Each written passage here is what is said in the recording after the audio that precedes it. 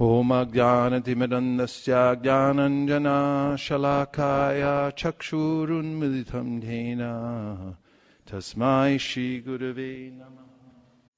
Om Namo Bhagavate Vasudevaya Narayanam Namaskritya Naram Chaiva Narottamam Devim Sarasatim Vyasam Tato Jaya Mudiraye. Reading from Srimad Bhagavatam, Canto 11, Chapter 23, the Song of the Avanti Brahmana. Text number 22.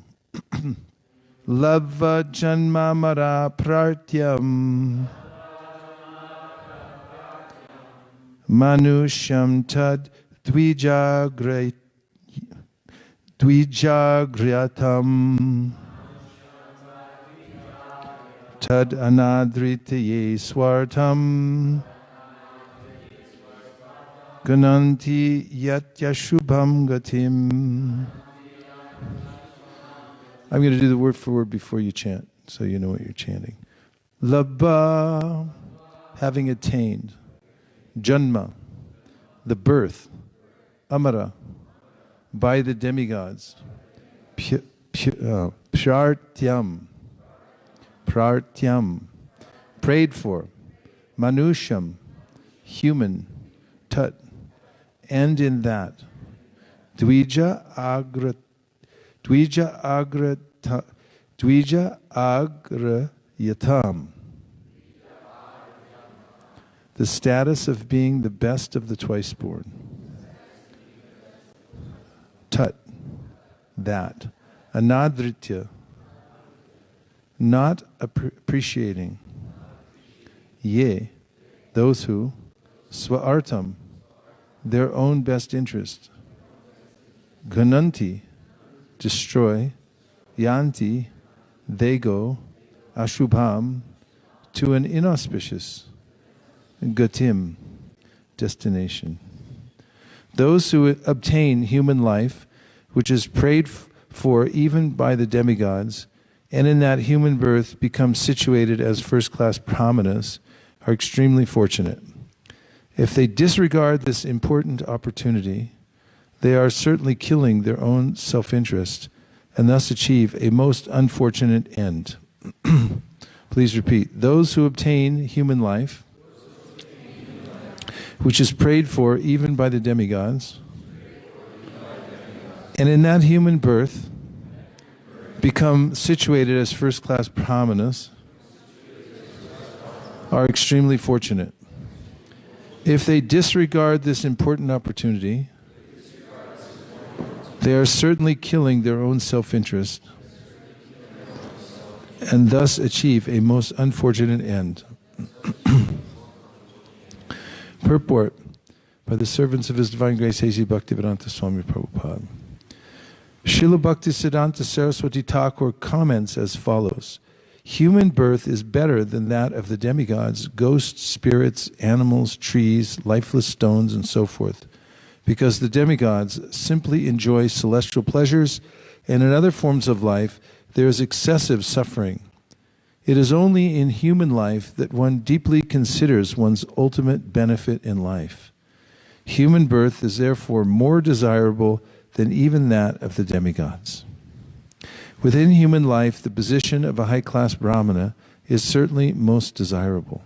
If a brahmana, however, gives up the devotional service of the Lord and works hard like a Shudra simply for the prestige of his community, he is certainly on the platform of material sense gratification. The special qualification of the brahmanas is the spiritual knowledge by which they recognize every living entity to be an eternal servant of the Lord. A brahmana, free from false ego, thus feels himself lower than a blade of grass and tolerantly offers respect to all living entities.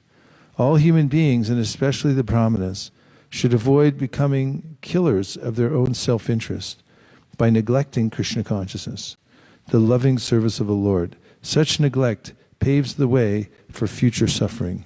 Have you ever had a situation where you were put in danger, and then just afterwards you thought, maybe I should take my life more seriously? Yes. And these kinds of incidents can be considered teachable moments. The Bhagavatam says, Shukadev says in the second canto of the Srimad Bhagavatam that a better one moment of full consciousness than a lifetime which is simply wasted on sense gratification, the brain calculating how to adapt to the material environment and try to avoid suffering. But if one has a moment of clarity, it's very valuable. In fact, that deep feeling that I should become serious. And it may be in a moment when one is humiliated, or there's a dangerous situation, or one's received some severe chastisement. And for that few seconds, the false ego abates. And one's pure sense of sincerity is ushered in. And in that moment, if one could preserve that, wouldn't that be something? To be able to take that very moment of clarity and sincerity of purpose and maybe put it into one of Pranahari's little bottles that he uses for his experimental perfumery downstairs, the mad monk. And if you could get that and take it regularly, then what kind of impetus would one have? Oftentimes, chanting japa, one may think, oh, I'm drowsy, I'm very sleepy, it's a physical ailment. But actually, if someone came, tapped you on the shoulder and said, your car is being towed, then you'd immediately wake up. Or if they said, hey, your uncle called, you just won $1 billion, you'd also immediately wake up. What is it? If there's pizza, you'd also wake up. And so the condition of being bored or unaware or unconscious in the material world is actually a dangerous situation for humans. Humans are asked by the Shastra to wake up. So Chaitanya Mahaprabhu keeps saying, wake up, wake up. And the Vedas say, now's the time to wake up. In fact, the whole process of spiritual life is compared to the waking up from a dream. And as one gradually comes out of the dream, one realizes one's real responsibilities and duties, and life has some excitement to it. And waking up to the responsibility of human life is quite exciting to see the potential. In fact, those who do become as greedy for spiritual life as materialists are for advancing their material assets. Mike Millikan, who was the king of the junk bonds back in the early 80s. None of you remember, you're too young. But I read some articles about him. He made billions of dollars in selling junk bonds. And he lived in Los Angeles, which is unusual for those who trade on the stock market, because most of them live in New York, because there's a 3-hour time difference. So he'd wake up at 1 or 2 in the morning in order to be ahead of the curve when the stock market would open early in the morning. And he did it for years, and thus developed an empire and became very wealthy. And materialistic people have a certain drive, but so does those who wake up to their spiritual prospect in life. In fact, in the Gita, Krishna says that such people, same impetus, but they're focused in different areas. Yanisha sarvabhutanam tasyam jagrati samyami yasyam jagrati bhutani sanisha pashito mune. That what is nighttime for the materialistic person is a time of awakening for the devotees, and vice versa. The materialists think that spiritual people are wasting their time. In fact, even devotees sometimes, if they fall into Maya, then they think, oh, I wasted 10 years of my life chanting japa and cultivating spiritual knowledge. And those who realize the value of chanting Hare Krishna, they see a moment lost in material pursuit to be a waste of time. they see that the material nature is going to provide anyway. And as Narada Muni says, he says, what's the verse I'm thinking of? It's next to Chak Vasudharmam Charanam Bhujam Harer. And then he says that we're wandering throughout the universe. He said, don't wander throughout the universe, trying to adjust your situation. Like they used to say back when I was a kid, they don't try to adjust your TV set. It's not the fault of the TV set, it's the station. It's not your local, it's not a local problem, it's systemic. They would say, don't try to adjust your television set. So Narada Muni says, don't try to adjust your situation because it's a systemic problem, and you're going to get what you get. Yatasyahevaheto prayateta kovido nalabhyate yad brahmatam uparyata talavyada dukavadanyata sukha kalena sarvatra kabira ramhasa. It means that in due course of time you're going to get what you're going to get because of past momentum. And you don't have to work hard to obtain it. It comes naturally of its own course. He says, just like you get bad luck without asking for it. Right? Did you ever ask for it? You wake up in the morning, please let something bad happen today. No. Everyone says, please let something good happen today. But bad things happen and good things happen. They come of their own accord, Narada says. So don't try so hard for these things. Do try hard for a spiritual awakening and to advance yourself. And in the Padyavali, there's a verse that says, just as a materialist becomes very greedy for material life, meticulous, in fact, in calculating how much wealth he has and how much wealth he'll have in the future, and making sure that it's getting the best interest rate. There's all kinds of ways to adjust that through organizing your taxes, taking out IRAs, and investing in the right things at the right time, dollar cost averaging, and many different ways that one can absorb one's mind. There are unlimited financial products available nowadays, and one can become really absorbed in trying to get the best return on one's investment and be situated for the future. And so in this verse from the Padyavali, it is said that the devotee should be similarly concerned with spiritual assets. Just as a materialist counts and recounts his coins, in fact he says, just as a miser counts and recounts his coins, the devotee should count and recount his shlokas and the number of mantras that he's chanting, and covet those, and have the same ambition that a materialistic person does. Try to be like Mike Millikan. Be like Mike. Get up early in the morning at 1 o'clock. If you live on the other coast, try to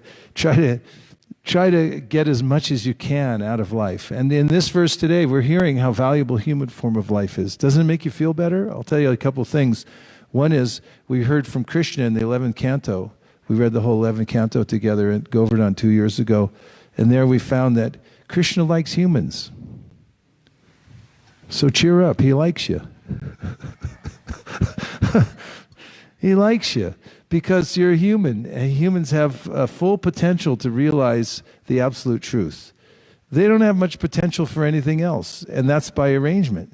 They try to do things like jump off of cliffs and put on artificial wings and go to the bottom of the ocean and crack their head doing so oftentimes.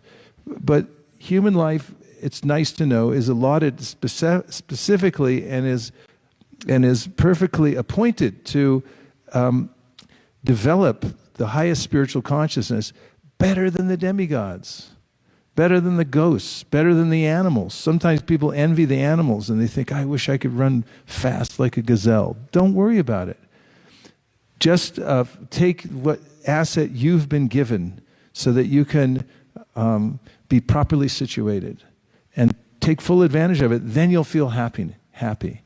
Because we take, by alignment, proper alignment, we attain harmony in life. So what is the proper alignment? We're told that in the verse today, is to realize the asset that you do have, and take advantage of the asset to the best of your ability in the human form of life.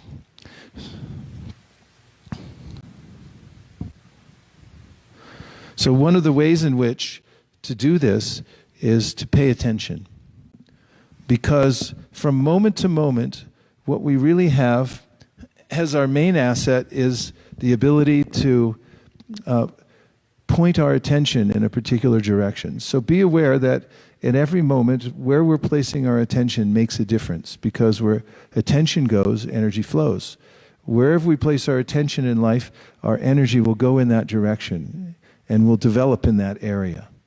So even if you're not expert at something right now, if you put your attention to practicing it, and once I asked my brother, who's a musician and he teaches music, I said, so what's the secret to learning things, memorizing and so forth? We were having a discussion about it.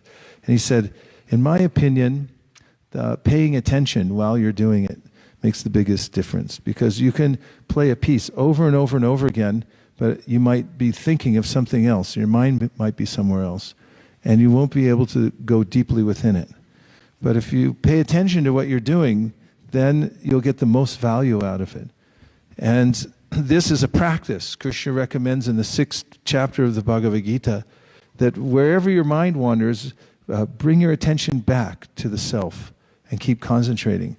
So it's a good time to practice when you're doing your sadhana, for instance, in chanting japa, and practicing bringing the attention back to the mantra itself.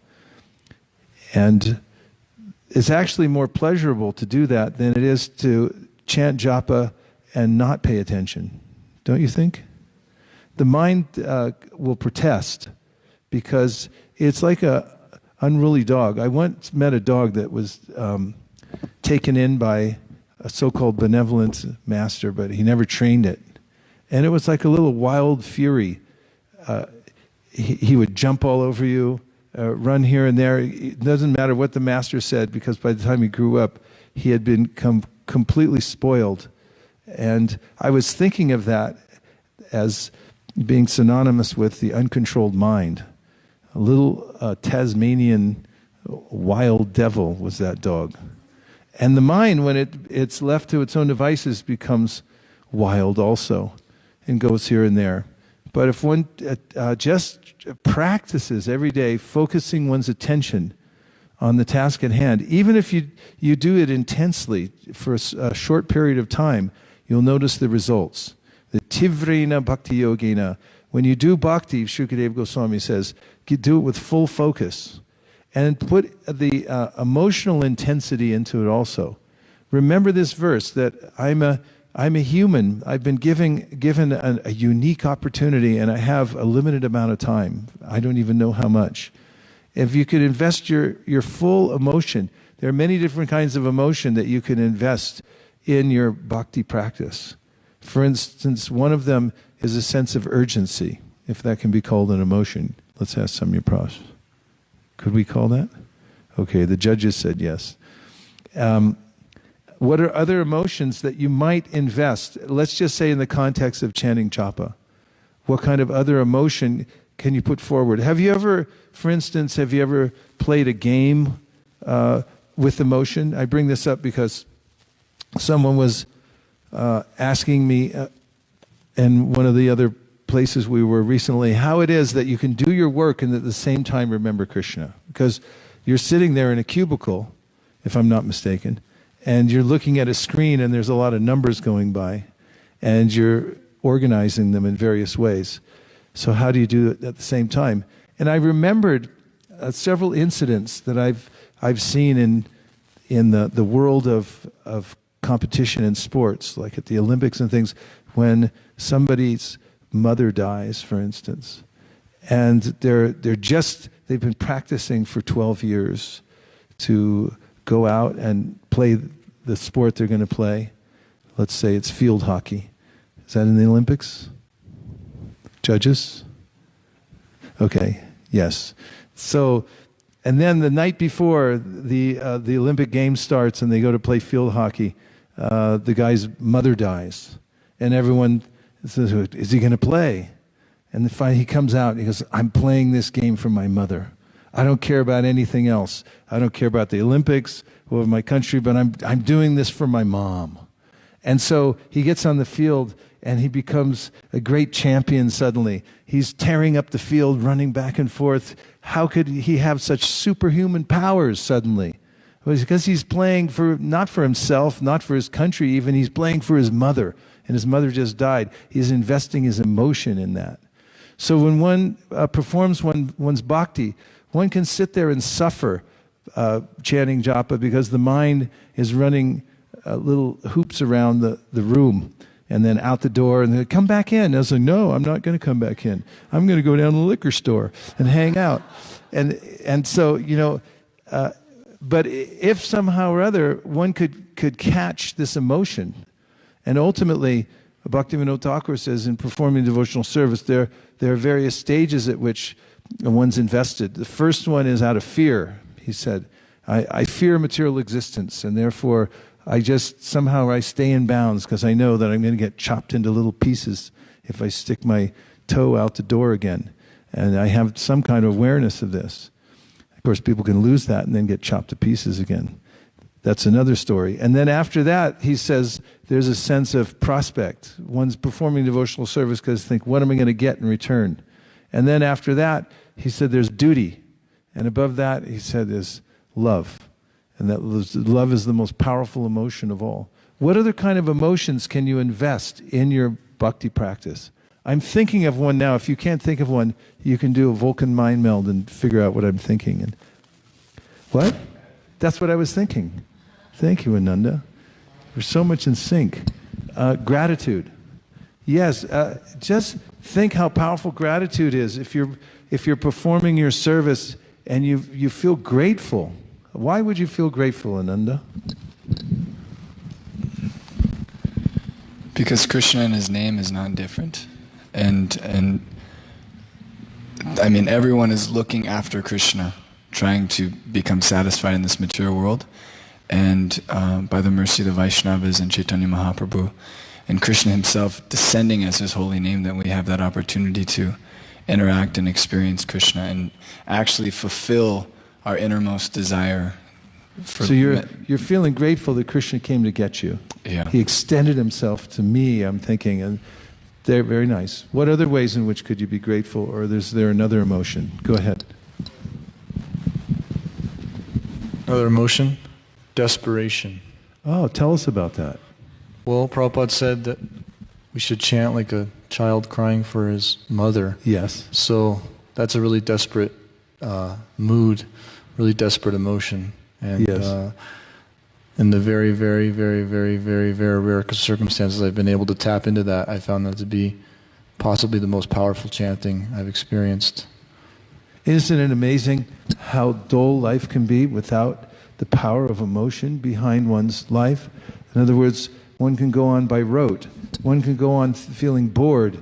People even sometimes commit suicide because they think, oh, life's so boring. Or they take intoxication because they think life's boring. Let me spice it up a little bit by, drinking some lighter fluid or something like that.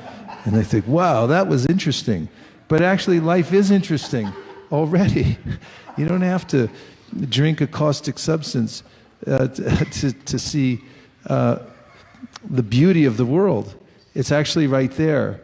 And emotion can bring it out. And if one can harness that. In fact, we hear verses from the Bhagavad, from Sri Brahma Samhita, Yam Krodha Kama Sahaja Pranayadi Piti Vatsalya Moha Guru Gaurava Sevya Bhava Sanchintyatasya Sadrishin Tanama Purete Govindamari Purusham Tamaham Bhajami. The Lord Brahma is saying that Yam Krodha, some people, they become really angry at Krishna. And this, the devotees say, this is good, look at how intense he is. In fact, Narada Muni is saying, I wish I could be that intense as the demons.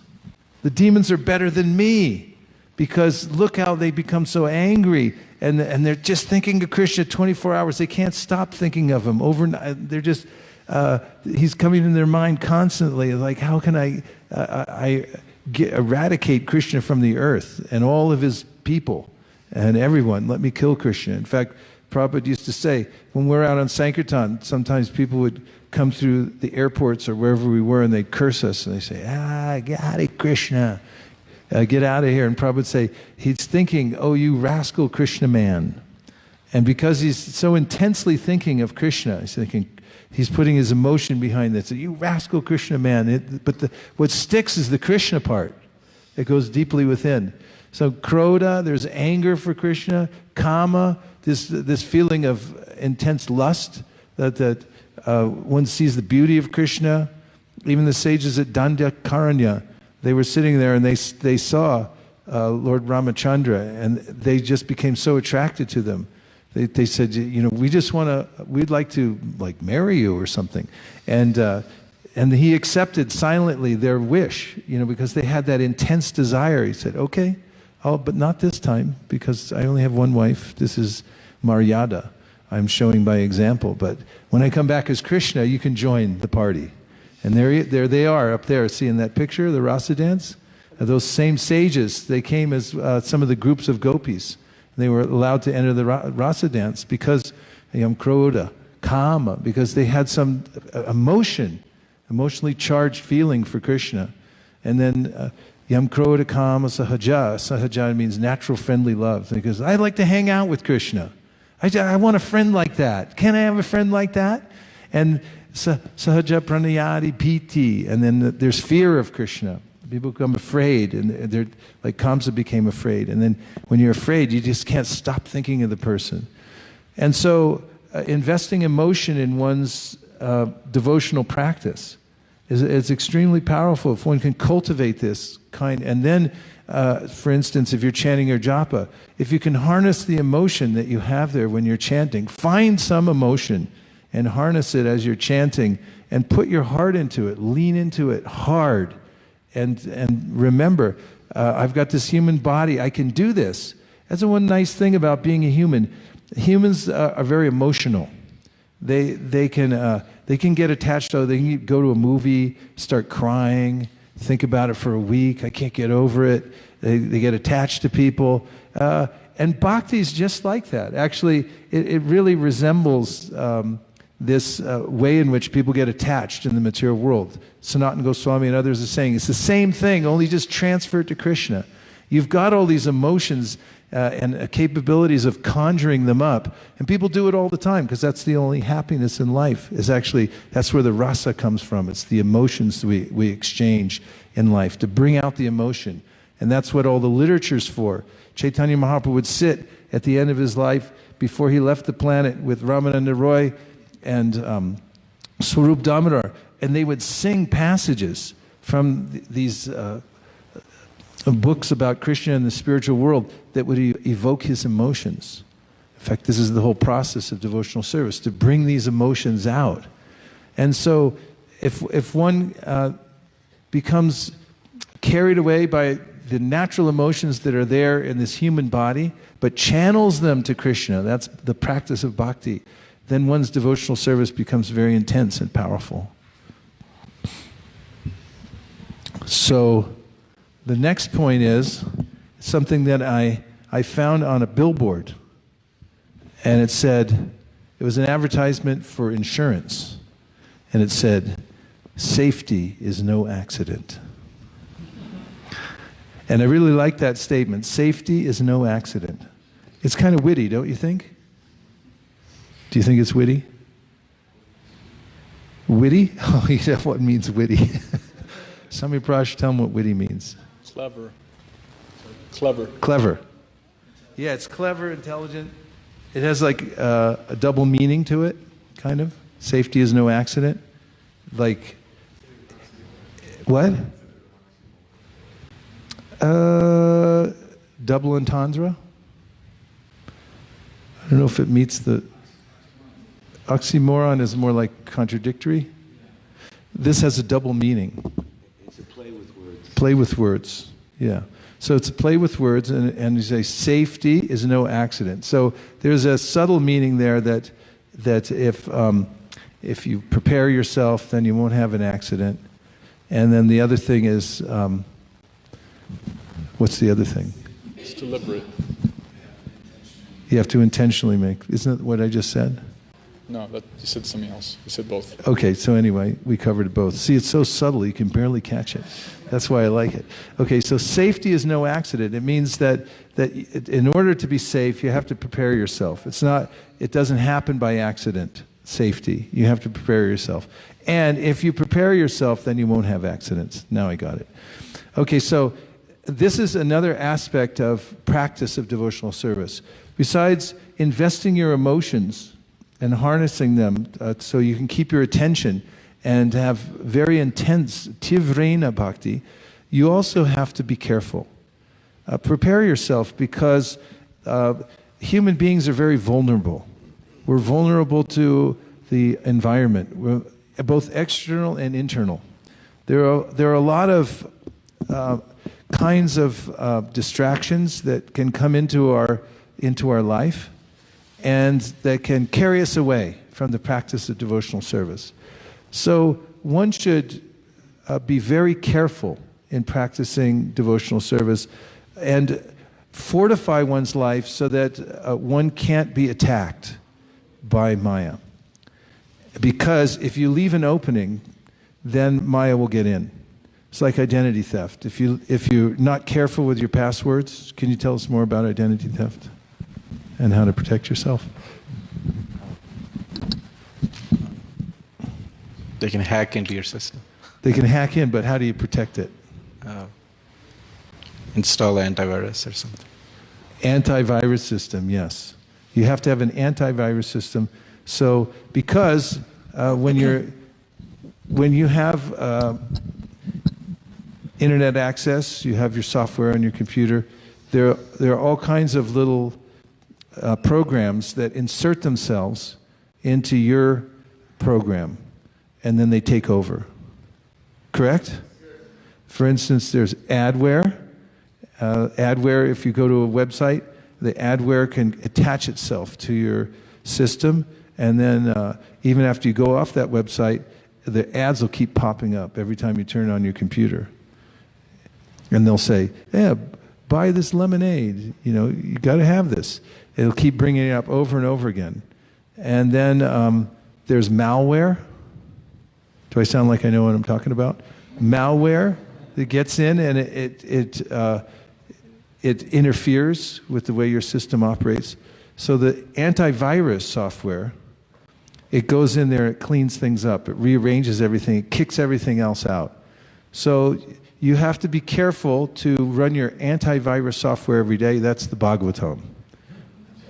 So when you run the Bhagavatam program through your system every day, this is an antivirus, anti-malware program. Because just walking around within a 12-hour period, you're going to pick up a lot of malware. And it'll come back. There's things running, programs running that you don't even know from previous lives, little bugs. It'll come into the system. So every day you have to get up, and this way say, Nityam Bhagavata Sevaya, you have to run your antivirus program. So Krishna, this is Sutta Goswami says, Shrinvatam swakata Krishna punya shravana kirtana hridyantaksto hibhadrani vitunoti suritsatam. Vidunoti means it's a program that runs that kicks out all the antivirus. So your brain will function properly and you won't become disturbed by these various adwares. People make all kinds of suggestions. Hey, why don't you do this? Why don't you do that? And when you run your adware, you say, why don't we not do that then? Why don't we just focus on our bhakti? And you go take a hike, and I'll keep doing what I'm doing. Yes? On that safety, most of the observations are accidents happen when one is practicing safety, but over a period of time, one thinks I'm safe because I've been doing this for a while, and suddenly one day one realizes that it's because of me and not because of the safety practice. So similarly also, how do we not feel like that when we're doing the same thing and we can get immune, and suddenly we realize that, oh, I didn't expect this. It suddenly happens, and it's actually not suddenly. Part of being humble, the Trinadapi Sunichena, the spirit of that verse, there's so many nuances in that verse that you can explore. But one of them is remaining a neophyte. Stay a neophyte. Don't become sophisticated. You may be proficient in what you do and responsible, but keep a neophyte's mentality that I'm a beginner. I don't deserve anything. I have no entitlements, and I also don't know anything. And start over every day as if you're the most vulnerable person, and that consider that every day that it's the first time you just started, and don't take things for granted, because that's one of the ways in which you're right. In safety systems, people become overconfident, and they think, I'm already fortified, I'm good. And so Prabhupada mentions that in his purports about this point, about being careful, that you shouldn't think I'm liberated. Sometimes people, they practice devotional service for some time, they get respect, and then they might mistakenly think that I'm liberated. Well, gosh, maybe they even are. But it's a mistake to take advantage of that, because then one might take liberties. And when you take liberties with Maya, she'll take liberties with you. So it's safer to continually consider oneself not liberated, and therefore not eligible to take liberties, and to leave oneself open. The moment you leave yourself open, you can be victimized. So be really careful in that way. Don't become complacent. Yes? I just wanted to clarify, you were speaking about someone that posed the question, how do I work and still remember Krishna if I'm supposed to be so engaged? And then you gave the example of that athlete whose mother dies, and because of his emotion, performs his sport so dexterously and more expertly, because he's doing it for someone else. So then was kind of the conclusion is how to do that is we have to cultivate that emotion when we're doing our sadhana, and you said harness that emotion. So then when we go to work or when we go to some place, then we're engaging that harnessed emotion. Correct. In the 18th chapter of the Bhagavad-gita, Prabhupada in a purport says that when one does one's regular work, just regular work, one should consider that I'm doing this as my allotted service for Krishna. And when you do that, you consider I'm doing this for Krishna, then it changes in its quality. What you're doing changes. Okay. Nagar, then Sean. I just wanted to reflect that I really liked your point about the programs. You know, one devotee in India, Madhav Prabhu, he was telling me that, you know, when the mind, because sometimes I was saying, you know, my mind has these things I don't want to think about. I don't know why I'm thinking about such crazy things. And he said, just see it like a broken computer. Just see it like a broken computer, and that, you know, it has glitches, and just kind of, it's a broken computer, and you're working on fixing it. So I just like that idea that the mind or the body, it's just like a robot. It's a computer. It's just to kind of have that view of it. Okay, these programs from previous lives or this life, these viruses, they're stuck with me, but they're not actually part of, you know, a normal functioning computer. I don't know, it just kind of gave me a sense of relief, that vision of the mind. Yeah, you can troubleshoot that way and be detached from situations. Just, it's acting in a aberrant way, and I'll fix it.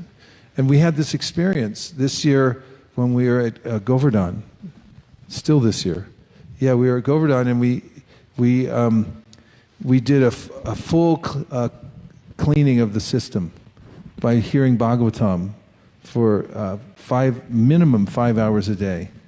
And who was there? And it rearranged, you can feel it, you can watch it happen to your subtle body by sitting and hearing Bhagavatam very attentively. That your subtle body becomes refined and put in tip-top shape again, ready to run. And the world, then one can see the world in the right perspective after hearing Bhagavatam. But if you go long period of time without hearing, or even a short period of time, then perspective then can become contaminated again. You can think, oh, this world's for enjoyment. Maybe I'll just be happy here. And then you start to slide. Bhaktishan, and then we'll come over here. One of your first instructions to me when I spoke with you last year about taking shelter with you was to keep the vibration high. And at the temple in Tucson, I use humor as a means to move through things, and I'm known for that. And I joke with Sindhamani, Mother Sindhamani, and my relationship with Krishna, one of my emotions, I don't know if humor's a mood. Yeah, sorry, hasya emotion. ras. Oh. It's a rasa. And it goes with most of the other rasas. Hasya ras. And I'm greatly appreciating this need to really be more serious about the nature of our reality and what we're dealing with. So I guess my question is, where do I draw the line between Monty Python reality in a very loving way? No, humor is very important. In fact, throughout human society, humor is used as a way to look at reality in a safe way without freaking out. Because people, when they look at the world and they think, wow, it's really messed up, what am I going to do now? Then the comedians come out and they start telling jokes about it, and everyone feels some relief because, like, boy, I couldn't say it like that. So it's a very important device for actually processing reality. And we have to have comedians, because the hasya ras pervades Krishna's, all of the ways in which he relates with his friends. He's always cracking jokes. And very humorous person, Krishna. So, he keeps friends around him that are always cracking everything up. And as a spice, in the right, at the right times and places, humor can be very important and helpful in helping us to see things in a new perspective in a safe way, because you can tell a joke about it, and if it's done properly, of course, you can blow it too, and everyone will go like, "Get out of here!" But it is helpful if it's done, especially in a Krishna conscious way, telling jokes. For instance, this who's that genius who does all the impersonations? He has that one of the brahmachari. What is it? Yama Niyama Das Brahmachari. What's the devotee's name? Huh? Yadunath or something? Ekanath. Yeah, he's a comedic genius. And so, Akendra. So when I used to skip those things. I go to the Festival of Inspiration, and it's late at night. They're telling jokes. I'll read Gita, go to bed. So one year I just said, I'm going to stay. I'm going to watch this. So I was sitting there watching, and before he came on, Anuttama comes out and he goes, now let me tell you, before all you stanchos out there, think this is Maya. He said, the anti-cultists who I deal with all the time say, the first symptom of a cult member is someone who can't laugh at himself.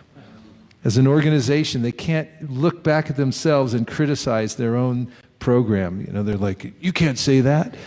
And so he said, just relax, everybody. This is a new realm you're entering into. I haven't laughed so hard in years, and it's a kind of introspection, but it's done in the context of humor, so you can actually dissect everything and deconstruct it in a safe way. Because hey, it's just a joke, lighten up, and then you can actually improve. So it's very important. Yes, Mataji, you had a point, and we'll come back to Samya Prash. Sorry, thank you, Prabhu. It's just a reflection of what you said earlier on about people who don't take spiritual life seriously and they think it's a waste of time what we're doing. Like famous monk said that if you don't have, like, say 5 minutes of your day to do spiritual practice or meditation because you're busy, then you should meditate for 20 minutes. So you should take more time out and do more practice because it's needed. Yes, very important. That it brings to a point also about taking advantage of our rare human form of life, and that is make sure that you cover your basics every day. This is a principle that will serve you throughout your life, in practicing any discipline, but in the bhakti practice, find out what are the most essential of all practices and make sure that you cover them every day. Don't skip your basics. It's just like in diet. You have to be careful to perform the basic things that really make you healthy. One of them is intermittent fasting. Don't eat all the time and every day. Fast sometimes. Stop eating and let the body repair itself. And then when you're really hungry, then eat. And then it can really digest.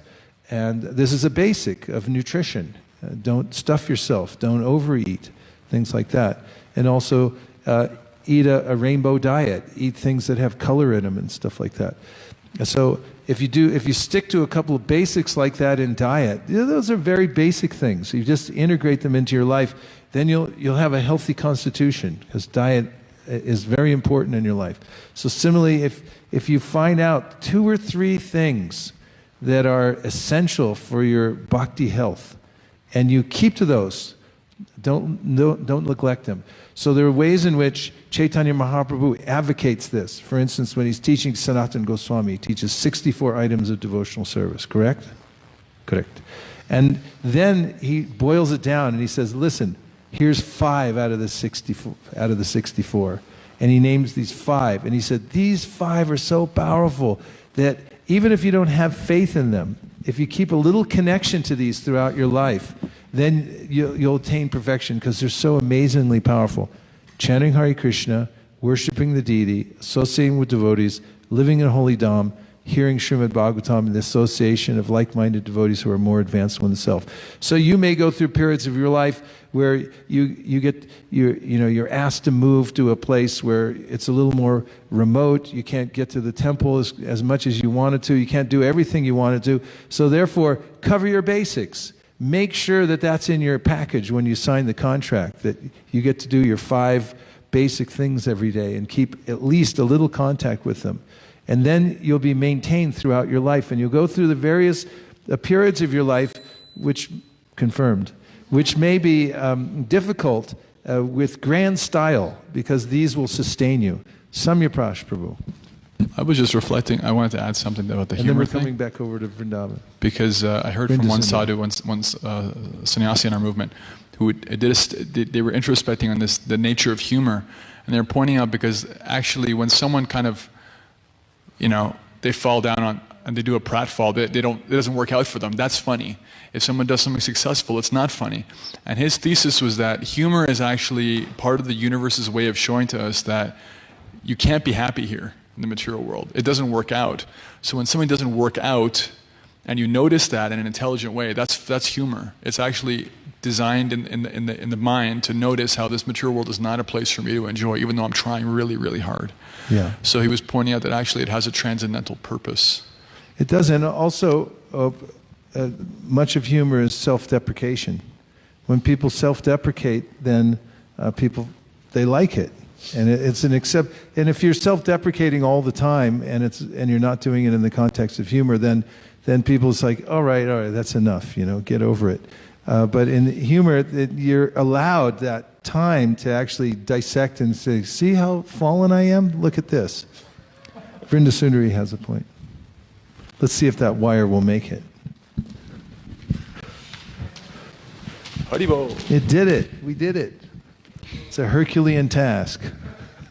Okay. I like the point about the human life being most valuable, and that the emotions, putting emotions in it. And my kids were watching this little Krishna video, and Krishna says to Lord Brahma after he steals the cows, and he says, my friends, the residents of Vrindavan, their love for me is pure and intense. And I was thinking, intense? Wow, it's intense. And I was thinking how this point about the human experience and emotions, how it seems like if the human experience is the most important for self-realization, then it means that every moment of our experience is we have self-realization available to us.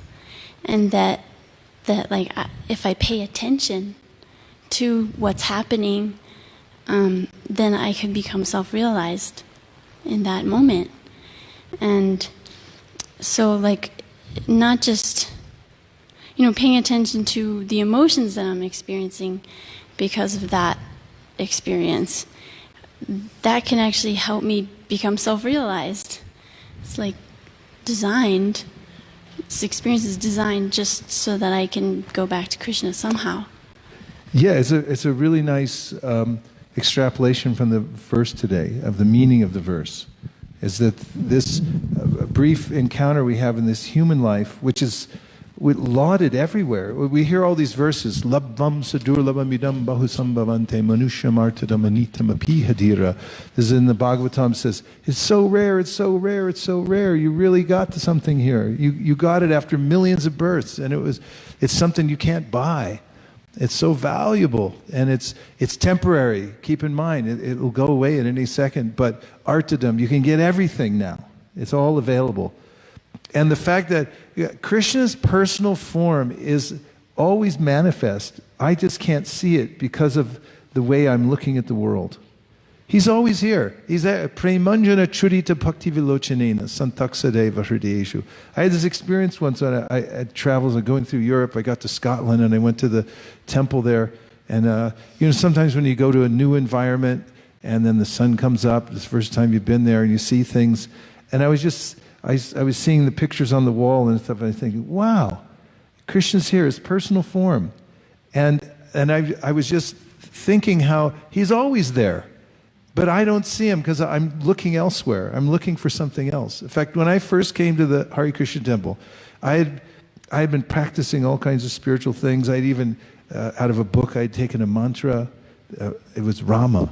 It said, in the book, it was called Be Here Now. It said, chant Rama and see God within everything. So I'd walk to school and it was Rama, Rama, Rama, Rama. And I look at everything and I see God's within everything.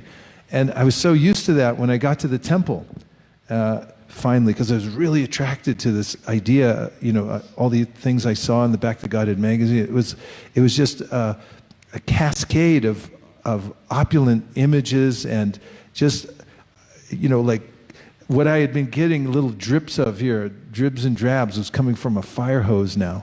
And when I saw, what was available, so I got to the temple and there was this flood. And now, people showed me that there's the deities. And so I was so used to looking at nature, I couldn't see the deities. It took me about 3 or 4 weeks before someone's like, no, you look here. Because I was looking at the flowers. I was looking at the flowers on the altar and I was like, yeah, God's there, and they say, no, the deities. And I remember also when it started to change, we were listening to the Bhagavatam class, they were in the first canto. And it was a description of Krishna interacting with his queens. And our temple president, Bhuttatma Prabhu, was giving class. And he was reading the verse, and I was sitting there, and it talked about how the queens were so attached to Krishna, they couldn't quit those lotus feet. And just that phrase, I was thinking, oh, the Lord has feet. He's actually a person. It dawned up just from hearing the Bhagavatam, and my vision started to change, and I started to see the deity because of the association to devotees and the process of hearing Srimad Bhagavatam.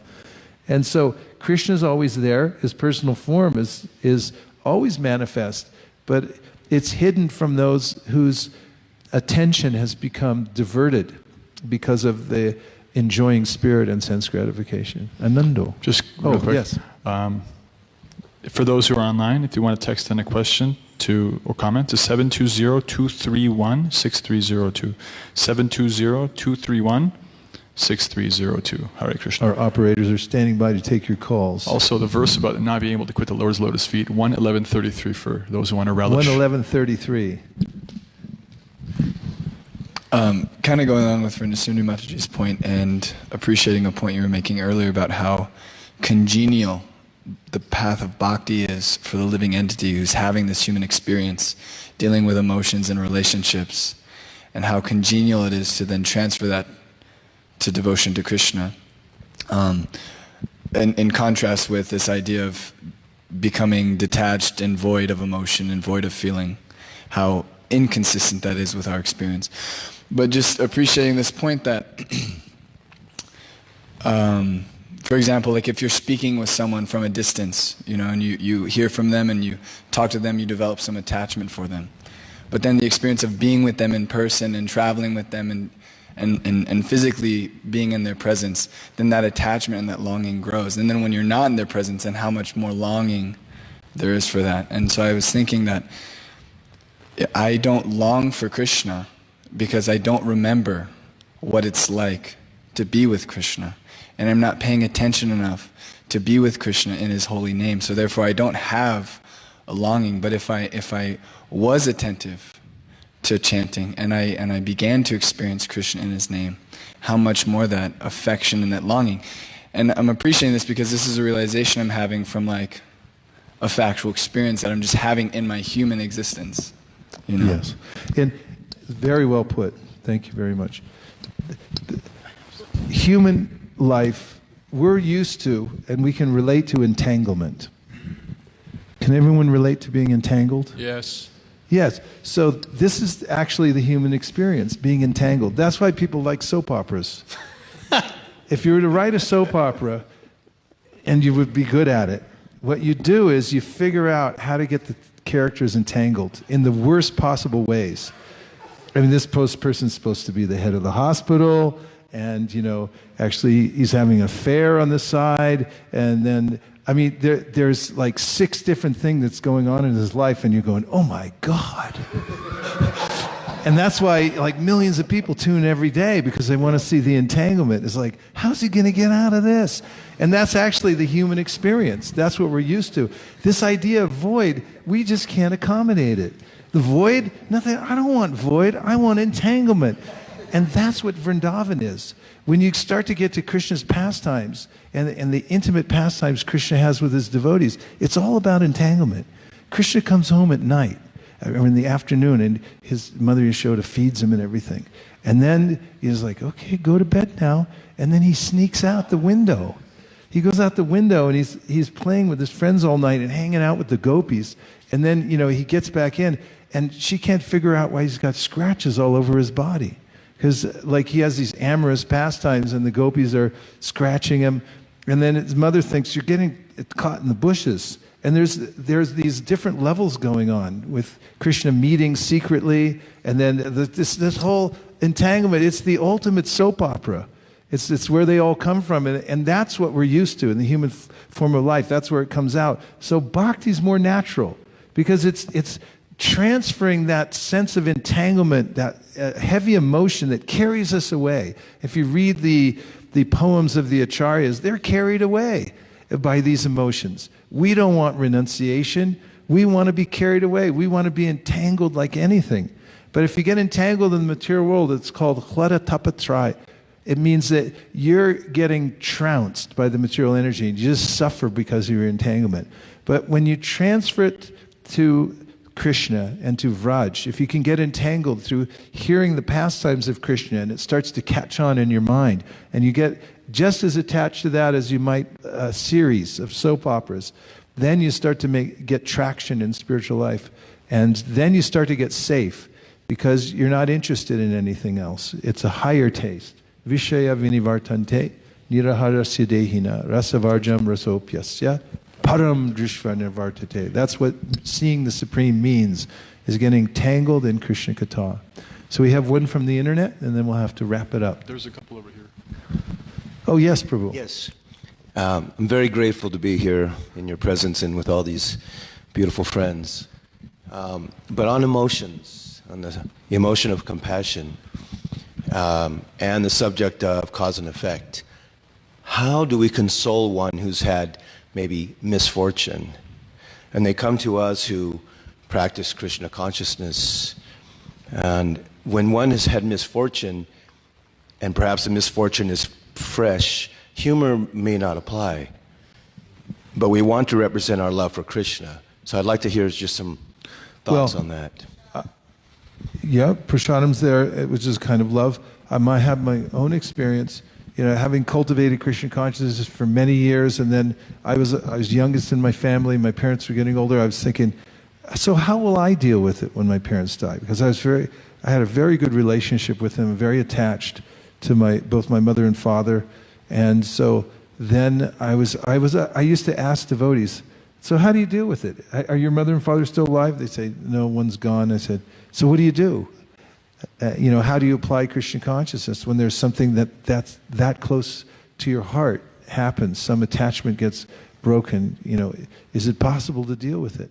And they tell me different things, but you can't know until it happens. And I was sitting in Vrindavan. My father had passed away, and I was Nirkula was back in the States, and she called me. I think it was 1 a.m, and the phone rang, and that eerie sound of the phone ringing at 1 a.m, I knew my father had died because he was already in hospice. And then she said, he's gone. So then I became philosophical. I was sitting there chanting my japa, till like time for Mangalarti. When Mangalarti came back to my room, and it was at the MVT, so I was on the 2nd floor, and then I came back down. But I was feeling like heavy-hearted, very heavy-hearted. And when I walked down the stairs, Dhruva and Samyapriya had the apartment down below, God brother, God sister. So Samyapriya looks at me and she goes, what's wrong? Because she could tell just by looking at me that something had happened. And I said, my father just died. And she goes, oh, and she just hugged me like a mother. And then it happened again. There was this devotee from South America, very gregarious devotee, kind of a scholar person. He came along and he had heard my father died. So he came over and gave me a hug. And he said, he referred to my dear father, your dear father has died, I have to give you a hug. And there was a way that just by those two encounters with devotees who just showed natural compassion, just ordinary, like solace that they were giving. And it helped me on that level to then be able to balance myself and take full advantage of being philosophical and aligning myself with that. So we have to, in the early days of ISKCON, there was a way in which everyone would, when somebody would die or something would happen, there was a way that devotees would just say, just ignore it, it'll go away, you're not your body anyway. Which reminded me of a story that I'll close with Mahamuni Prabhu. Once he had the flu, and he had this really high fever, and he was in the brahmachari ashram, and he leaned up on his Leela, is that Leela? Prita Haribo Prita? He groaned because he had this high fever and he was suffering there in a sleeping bag in the corner of the brahmachari ashram. So one of the new bhaktas was there, he was brushing his teeth in the corner over there at the sink, and then he heard Mahamuni groan. So this new bhakta thought he'd give some free advice. So he turns to Mahamuni and he goes, Prabhu, you're not your body. And Mahamuni gathers all his strength and he gets up on his elbow and he leans up, looks over to see who said it. And it's Bhakta over there with his toothbrush. And he says, Prabhu, you're not my body either. And it just, there's a point at which we mentioned in the class the other day, there's two levels we're existing on. We have an emotional, physical body. And when you get cut, you're going to bleed. And similarly, emotionally, when you get cut from an ordinary thing, like your mother dying, something's going to happen. There's a subtle umbilical cord that's still attached to your mother, your father, and to your loved ones. And that'll happen. You have to go, still you'll go through a grieving process. But it's not the same because you're able to process that. You have somewhere to go with it. You have the ways and means to process the whole thing. And the extra benefit or the ultimate benefit is that you get to feel deeply. It's one of those teachable moments when you feel so deeply, like how do I feel so deeply as somebody dies? And you feel to the bottom of your heart that human emotion. That's the kind of emotion that resembles what the devotees have when Krishna goes away and they're suffering like anything. But it's actually nectar because it's in the spiritual realm. But we can transfer that. We can realize what it is because of our philosophy of bhakti, what that intense feeling is like. And then we can relate and say, that's what Vrindavan is. That's what Vrindavan life is with. That intense emotion for Krishna, which is at all times, pulling us closer to Him, and with deep, deep feeling. Thank you very much. Srimad Bhagavatam ki jai. NBA ki jai. Gaur Premanande Hari Hari Bol. That's New Bharat Ashram, by the way. Nitai Gauda Hari Bol. Hari Bol. Hari Bol. Nitai Gauda Hari Bol. Nitai Gauda Hari Bol. Bol. Hari Bol. Nitai Gauda Hari Bol. Vanchakalpadruscha kripasinabhevacha patitanam pavanebhyo Vaishnavebhyo namo namaha. His Grace Vaisesika Prabhu ki jai. Srila Prabhupada ki jai. Armarman, Natari Armarman, Natari Armarman, Natari Armarman. Hey, Natari Armarman, Natari Armarman, Natari Armarman, Natari Armarman.